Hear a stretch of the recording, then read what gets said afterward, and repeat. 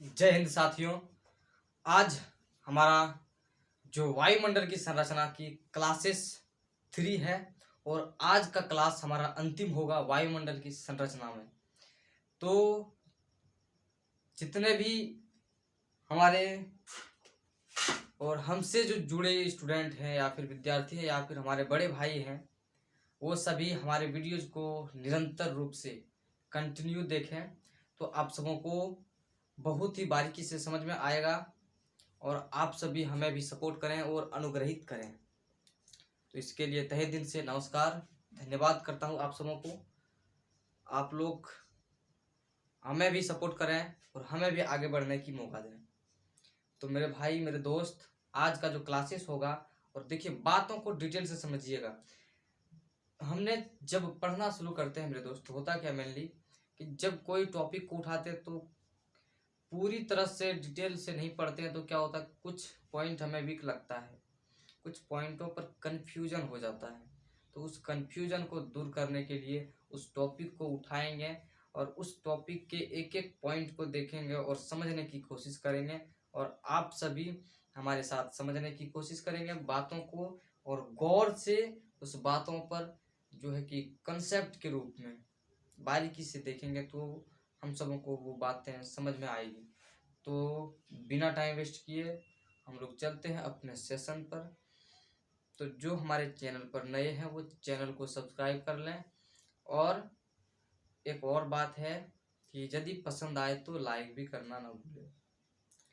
तो मेरे दोस्त, आज का जो क्लासेस है वो आयन मंडल की है। आयन मंडल और बाह्य मंडल। आयन मंडल है क्या, ये किस लिए विख्यात है? विख्यात, और देखिए विख्यात क्या होता है, प्रसिद्ध है होता है। कुख्यात क्या होता है? कुख्यात मतलब आप लोग देखिए, कुख्यात और विख्यात। विख्यात मतलब बढ़ोतरी, कुख्यात मतलब घटोतरी। बस इतने मैंने समझना। तो वायुमंडल किसके लिए विख्यात है, क्यों इसका चयन किया होगा लोगों ने? क्या इसमें कुछ तो बातें होगी विशेष, इसलिए तो इसको चयन किया है, इसका नाम दिया है आयन मंडल।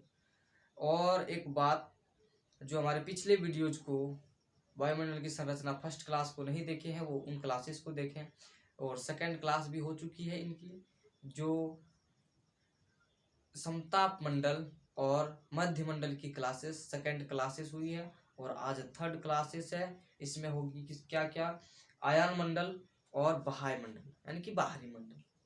बाहरी मंडल पर उतना विशेष जोरों शोर से नहीं लगना है क्योंकि उससे क्वेश्चंस अधिकतर बनते ही नहीं है। मेन पॉइंट जो है समताप मंडल, क्षोभ मंडल और आयन मंडल्स में बहुत बहुत इंपॉर्टेंट क्वेश्चंस बनते हैं और सेट में आपको कई बार कहीं पर भी देखने को मिल जाएगा। तो चलते हैं पॉइंट्स को देखते हैं। वायुमंडल की संरचना ज्योग्राफी की आज थर्ड क्लास है। देखिए ज्योग्राफी के अंदर अभी हम लोग ज्योग्राफी पढ़ रहे हैं, उसके बाद हिस्ट्री पढ़ेंगे, उसके बाद पॉलिटिकल पढ़ेंगे। समय आने पर बच्चे फिजिक्स, केमिस्ट्री और बायोलॉजी का भी ज्ञान आप सबों को मैं देता रहूँगा। तो ऐसे ही कृपा बनाए रखिएगा हम पर, और हमें भी आनंद आती है आप सबों को बताने में। तो आप सब जोरों शोरों से हमारे साथ जुड़ जाएंगे। हमने इतने मेहनत करते हैं आप सबों को, तो क्यों करते हैं? क्योंकि आप भी पढ़ सकें और हमारी भी कुछ भलाई हो सके। मेरे दोस्त, जब कोई साथ नहीं देता है ना, तब पता चलता है अकेले रहने की महसूस। इसलिए अकेला रहना सीख लो। लाइफ में कभी भी कहीं भी कोई धोखा दे सकता है, समझ गए ना? इसलिए चंद्रमा जो है सिंगल है, सूर्य सिंगल है, बड़ा कीमती है ये ग्रह, अनेक है, लेकिन पृथ्वी एक ऐसा मात्र उपग्रह है जिस पर जीवन संभव है। यानी कि जो जो सिंगल है इस दुनिया में वो महान है, समझ गए? तो हम लोगों को ऐसा सिंगल नहीं रहना है नहीं ना, आप समझ रहे हैं कि ऐसा नहीं, मजे करने हैं जिंदगी में, मजे करेंगे। मजे के टाइम में मजे करना है, पढ़ाई के टाइम में पढ़ाई करना है। जिस चीज का टाइम हो बच्चे, उस टाइम में हम लोग को चलना है। तो इस तरह से नहीं समझिएगा लाला टॉप वाला, ठीक है? तो देखिए, एक बार यदि नौकरी लग जाती है तो जीवन क्या हो जाता है, हम लोगों का सार्थक बन जाता है। मिडिल क्लास फैमिली वालों को क्या चाहिए, सिर्फ हम लोगों को जिसे ही नौकरी लग गया, जिंदगी सुधर गया, ठीक है? देखिए फर्स्ट पॉइंट हमारा क्या है, मध्य मंडल के ऊपर। यानी कि ये हो गया मेरा पृथ्वी। पृथ्वी जो है कितने लेयर्स में बटे हुए हैं, 5 लेयर्स में। जो क्लासेस नहीं किए हैं कोई बात नहीं, एक बार इनको भी देखना है। ये हो गया पृथ्वी।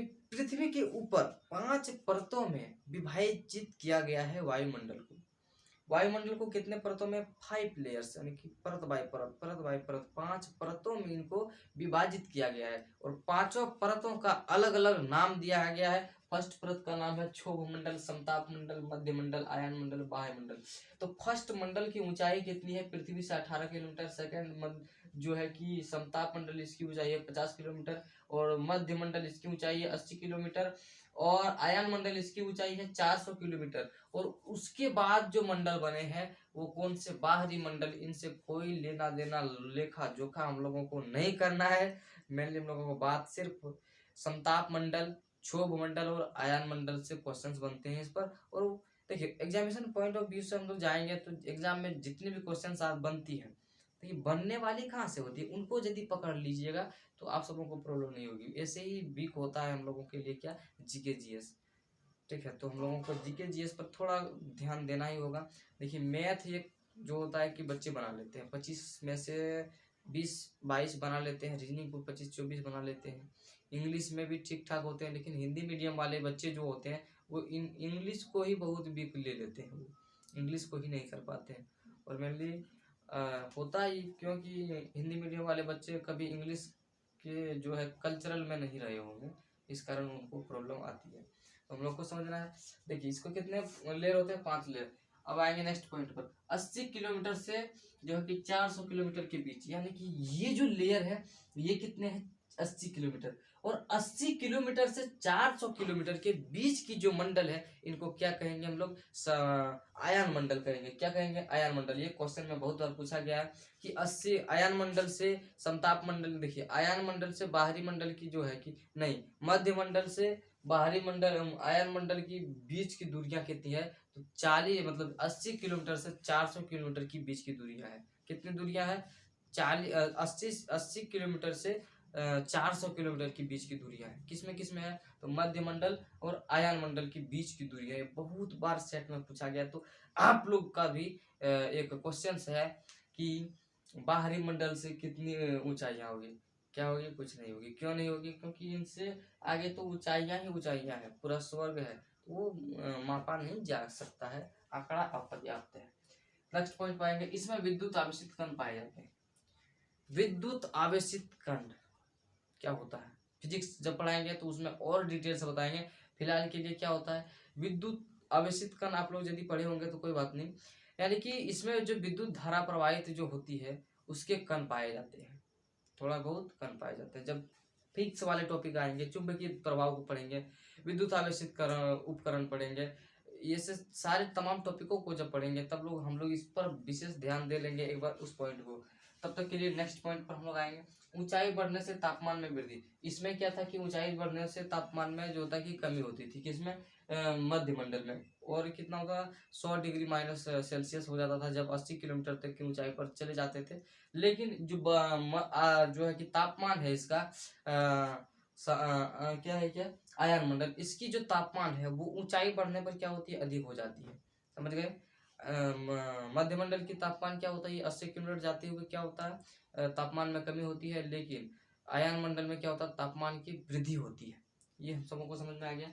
चलते हैं नेक्स्ट पॉइंट पर। नेक्स्ट पॉइंट हमारा क्या है, संचार उपग्रह इसी में क्या है कि संचार उपग्रह इसी में अवस्थित है। संचार उपग्रह होता क्या है, दूर संचार जैसे होता है, टेलीफोन हो गया, देखिए मोबाइल, टीवी टावर, दूर संचार जैसे हो गया कि रेडियो हो गया, रेडियो सक्रियता, रेडियो तरंग दैर्घ्य, ये सब पढ़ेंगे हम लोग फिजिक्स वाले टॉपिक पर। लेकिन फिलहाल में हम लोग को बस इतना देखना है कि क्या होता है दूर संचार। दूर संचार जैसे नेटवर्क जाता है, क्या नेटवर्क, जैसे हमारा मोबाइल में नेटवर्क होता है, टावर होता है, यही क्या होता है, इस मंडल में ही अवस्थित होता है।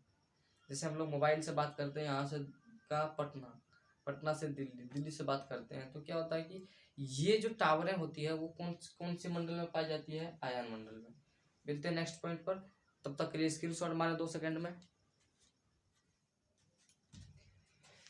नेक्स्ट पॉइंट हमारा क्या होगा, वो होगा हमारे दोस्त बाह्य मंडल। बाहरी मंडल क्या है, तो अगला पॉइंट हमारा होगा बाहरी मंडल यानी कि बाह्य मंडल। आयन मंडल के ऊपर वाले भाग जो है कि उसको क्या कहेंगे हम लोग, बाह्य मंडल, बाहरी मंडल कह सकते हैं।